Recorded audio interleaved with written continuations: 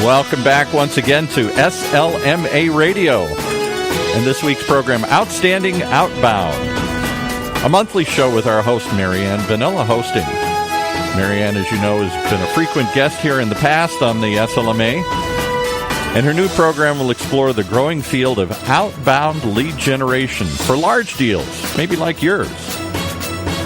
Program's brought to you by the Vanilla Group.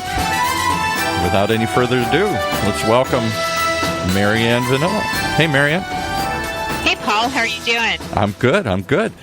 Outstanding Outbound. Boy, I smile every time I say that, because is there such a thing as Outstanding Outbound, where so much of the outbound is just garbage, it seems like?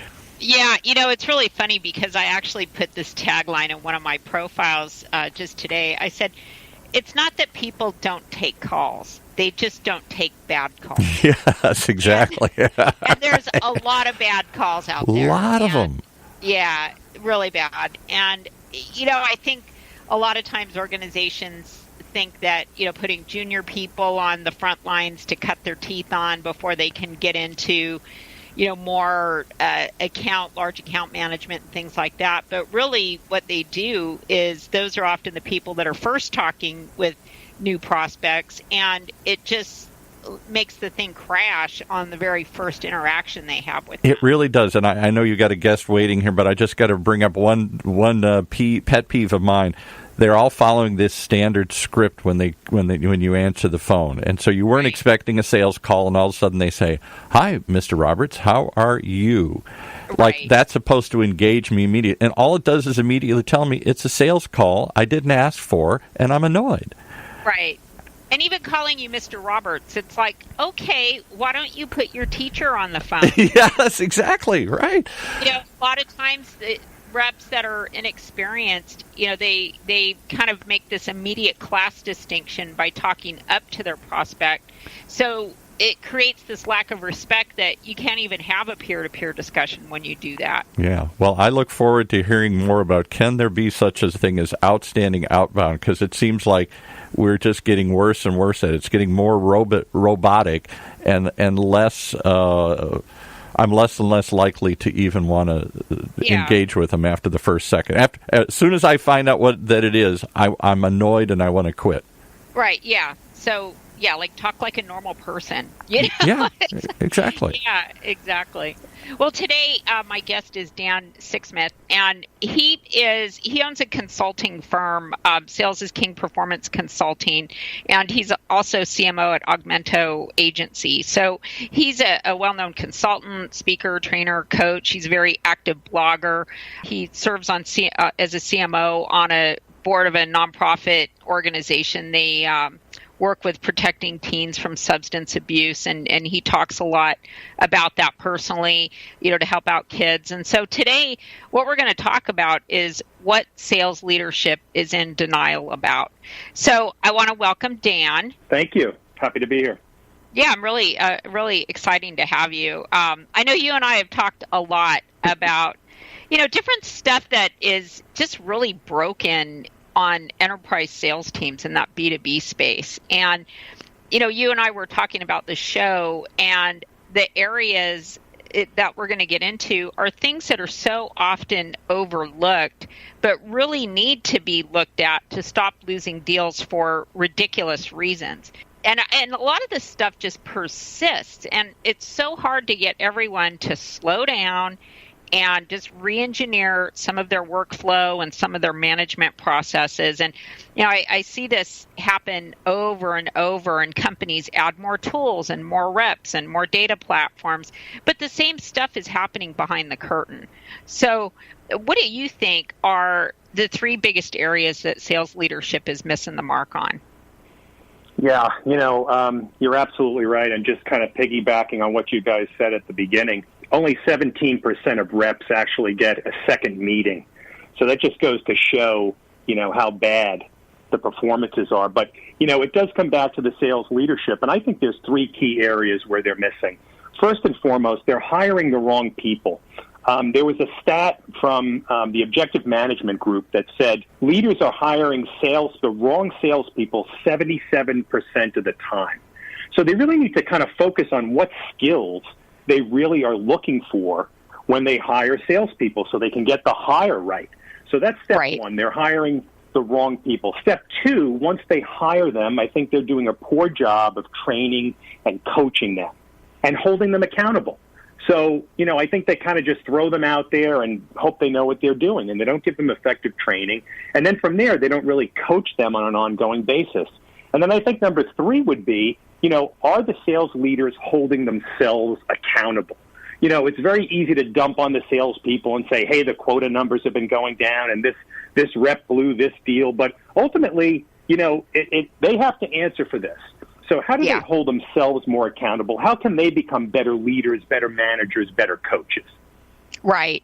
Yeah, and to the second point of training, I know a lot of times when reps are onboarded, they get some product training, they get all their, sales enablement stuff and all their pitch decks and maybe some battle cards and stuff like that. But as far as how to engage with people, like on a personal level, and how to interpret their behavior and how to be able to read the conversation. Like I do a lot of work around that remote relationship management and how do you manage these relationships that you're mainly having interactions with over the phone or on email or web calls or video calls or whatever. How do you convert that to how do you convert what you were doing in person, which was more, you take them out for dinner, or, you've got something that is more substantial, like, oh, let's go play golf, let's go do this, whatever. And how do you create the value of that in remote touch? And so that's something that prospects just don't know.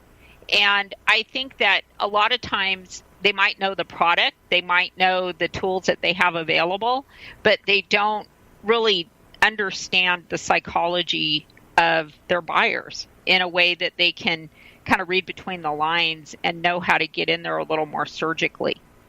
And, it's interesting. So how is this happening? I want to ask you this. How is this happening at a time where transparency is so easy? Like we can see, what's going on in CRMs. We can see who's hitting our sites real time. There's so much visibility. So why do you think this is still happening?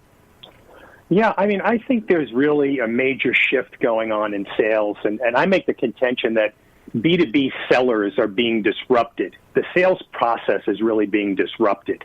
And those who are not making the change are going to fall by the wayside, like the companies that have it, like the Blockbusters and the Sears, Roebucks, the sports authorities, right? So there's all this information about how buyers want to engage today, and it's different than it was years ago. So the new modern seller needs to know how to do the homework, how to do the research, and then engage and ask thoughtful questions, intelligent questions that are going to get the prospect to open up. And then, try and make a connection between how they can help their solution connected to the prospect issue or challenge. And that's not easy to do for sellers today because the old school is, hey, we go in, we throw up a PowerPoint, we talk about our solution, we go through the features and benefits, and then we just pray that something sticks or that something resonates. So there's really a sea change in how to sell effectively today. And if the sales leaders can't teach the sales reps how to do this, then it's all going to fall on deaf ears, and I think that's why the numbers are so bad today. Yeah. Yeah, and, the thing is, a lot of these outcomes that happen on the front lines, I find that they're not really examined with a view of what needs to change. It's kind of more of a, well, what's a post-mortem on this? Okay, let's move on. Do you agree with that? Yeah, I do. I think a lot of the leaders are... the sales leaders have come up with kind of pipeline management. There's not a lot of riding along. There's not a lot of breaking down the calls, analyzing where things may have gone wrong. And everything's happening so quickly that everyone's just running to the next meeting, and then hoping that at the end of the year we say, oh, well, we had a good year. I hope, what happened? Yeah, I know. And some of this stuff is so basic, like how you follow up and engagement practices, the words you use, how to construct an email. I mean, it's really basic stuff that can make a prospect go quiet. Like one of my peeves, and I wrote in my LinkedIn, I wrote a LinkedIn article about sending your calendar in cold emails and other slop in B2B sales. And, I think that sending a calendar link for prospects to do the work to get a meeting on a rep's calendar, it just sets a weird dynamic. And, a lot of prospects aren't going to respond to that. I don't respond to that. It's like, you want to sell me your stuff, you do the work to make the meeting happen. It's like, I'm not going to adjust to when you're available. So, me personally, they got to do the work. So, what are your thoughts on that? Oh, yeah. Absolutely. I've seen that. And what it says is that, like, hey, I'm more important than you. Right. You do the work. You book the meeting. You come find me. What should I do next? Write my own proposal and then send you a check. Yeah. So, yeah. I tell, our folks to always add value. In every interaction, add value. Don't be a pest. Send a piece of interesting content as follow-up, to see where Right. people are in the process. Just differentiate yourself. It's so easy to do because there's so much bad activity going on out there. Just come across intelligent, thoughtful, and I think you're going to do a lot better than most. Yeah, and the thing is, when you make that shift, so when you do, and to your point, everything's moving so fast that it is a stretch sometimes to do the extra work, to stop, look back, what happened. But if you do that, if you just take the time to roll up your sleeves and find out what's happening, then you really get it. That's where you get the insight that you need, because then you can see where stuff falls apart, because it's not just, and I have an illustration about follow-up that, well, let me ask you this first. I'll give you that example because it's really funny on some of the follow-ups that I get. But why do you think that organizations are resistant to look at that? I think that, first of all, a lot of the sales leadership, they rise through the ranks, and they're really good at selling. And then they start to take over teams, and they're not particularly good at leading, managing, coaching, analyzing, all of the key skills that are required today to be able to understand what's going on in your business, and then in turn, train your team to do that. So I think the quality of sales leadership needs to be better, and I think the leaders need to be trained. The CEOs and the higher-ups need to provide training for, effective sales management as a modern digital era manager. Right. Who are some people that that are doing it right? Like, what are some success stories? Yeah. So I've come across a few companies over the last couple of years. Hey, Dan, we're going to break. Yeah. We're going to break for a commercial in a second. Yep. I'm going to ask you that question when you come back, because I really want to talk about that, because I know we're kind of, ripping on what everybody's doing that's wrong, but there's actually a lot of organizations that are doing it right. And when you experience that, it really makes a difference. So I'm going to hand it back over to Paul, and we're going to go to commercial break, and I'll be right back. And just to take a breather here and remind you that the Vanilla Group is committed to give back to our customers more than just great leads. That's it. Their objective is to deliver a customized strategic sales development solution that's sustainable. Isn't that the key? It's got to be something you can do over and over again. The Vanilla Group's solution is designed to invigorate your entire sales organization by providing your sales team with new revenue opportunities and a continuous stream of ongoing selling activities. Continuous, sustainable. Achieving this mission requires a partnership, and as your trusted partner, the Vanilla Group understands your objectives and tries to meet your requirements. For more information on what seems like a simple and obvious but very powerful premise, you can visit the website at thevanillagroup.com, VANELLA group.com, vanillagroup.com. Every time I read that, I say, that's so obvious, but so few people do that. Nobody's doing anything sustainable, continuous. Isn't that what we're trying to achieve here? Yeah. A lot of it is, turnover, and I mean, we've had clients anywhere from 4 to 10 years, and that's because it's predictable. So that's really key. We last a lot longer than their FTEs do. I'm sure you'll talk more about this, and maybe a little bit today. You should talk about the positive things. You were bashing on everybody the first half here. Yeah. But I think that one of the things that's missing is the ability that we all think that we have to simplify it and dumb it down. Like we were talking about scripts at the beginning, or "Hi, Mr. Roberts, how are you?" Everybody's got to follow this simple pattern, and I'm not sure that that's really what works. I think if you dumb it down enough, you kill the golden goose here. You stop the continuous growth here. Right. Well, what you really need to do is not dumb it down, but you need to step it up. I mean, you got to have people that can have really sharp critical thinking skills on the front lines. You got to have people that understand how to map what's going on in these accounts to actionable items, and how to map that so that they can pivot their discussions and get the information that they need to be able to progress the deal. So I think a lot of people are kind of in this pushing information. Yeah, right. But really what you need to do is pull information. And so, Dan, I just asked you, who's doing it right? And so why don't you name a few examples? Yeah, sure. So, to be fair to some of the sales leaders, they are running around putting out fires, right? So organizations are layering in these sales enablement functions, groups that are coming in to work with the sales leaders, to work with the sales team, to train and coach. So over the last couple of years, I've worked with a few different companies. First Union is doing a great job. Chris Kingman and his team. They put in very elaborate training and coaching and education that is repeated. The whole thing about this is consistency, right?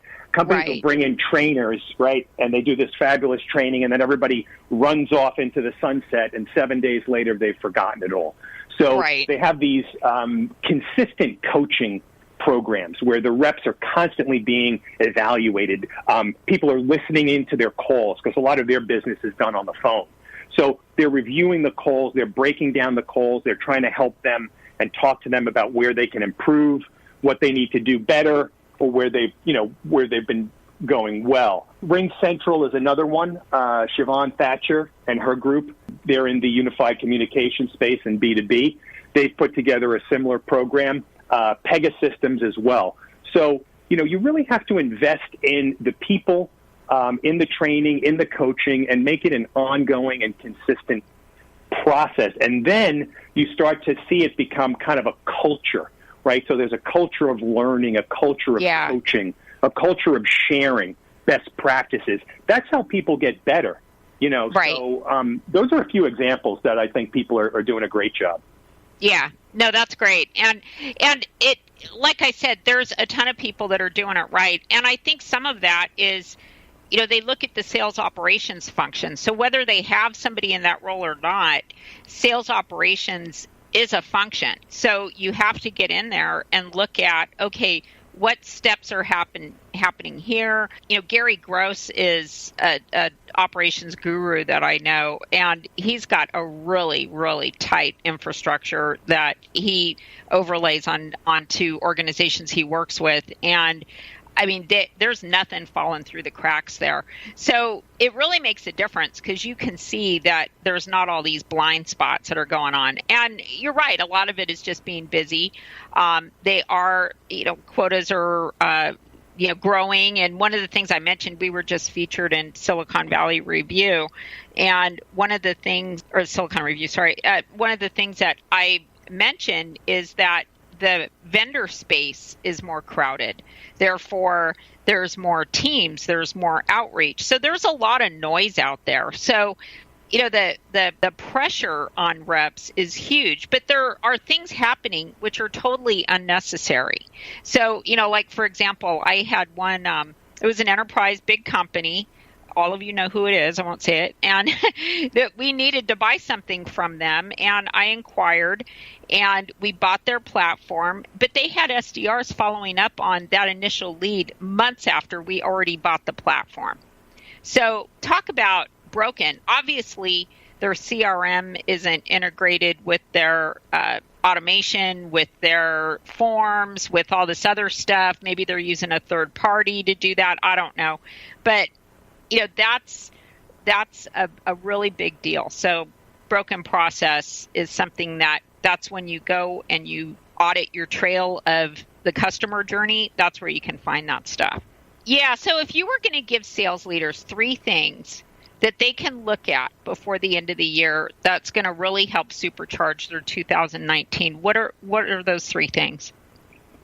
Yeah, so they really need to go back and analyze the year, right, and see what was good and what was bad. But, number one, they have to decide, what skills they're looking for in their sales reps going forward, and then hire the right people.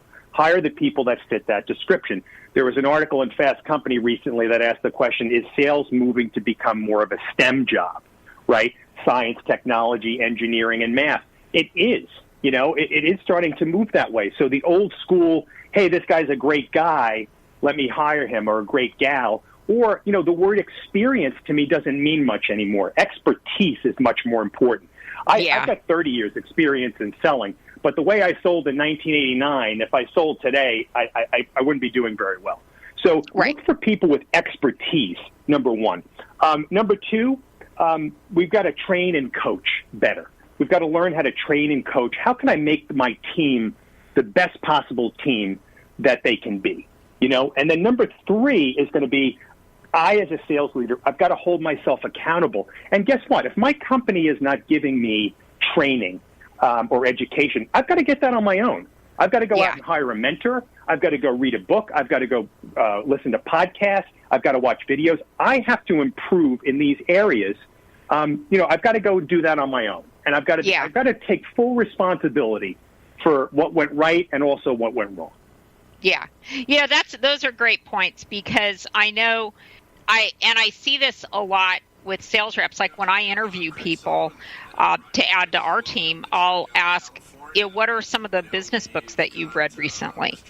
And a lot of them haven't read anything, or a lot of them don't have anybody that has really stood out to them in the space. And that tells me a little bit about them. And I know just the whole idea of listening and having those types of skills and being able to solve problems. And how did you solve a problem like this? How did you address a customer like that?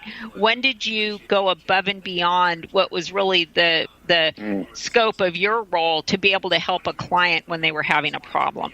Those types of things are meaningful, because that'll tell you how much they're going to personally invest in themselves to get better. Because just like you were saying, if you were selling like you were, 15 years ago or whatever, it's like it's not the same today. You have to understand the digital landscape, and you have to understand that information is out there that you can find out on your own. You don't have to chew up time with your prospect discovering things that you can find out on your own.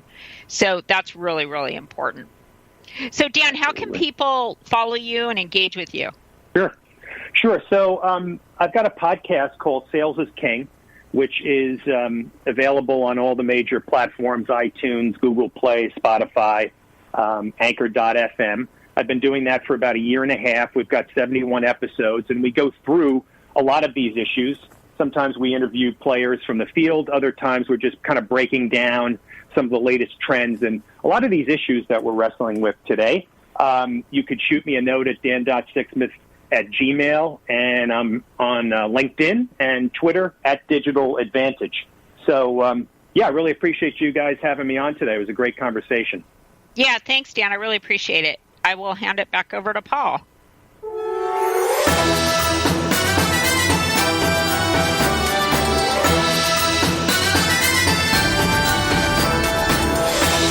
You've been listening to another episode of Outstanding Outbound with host Anne Vanella.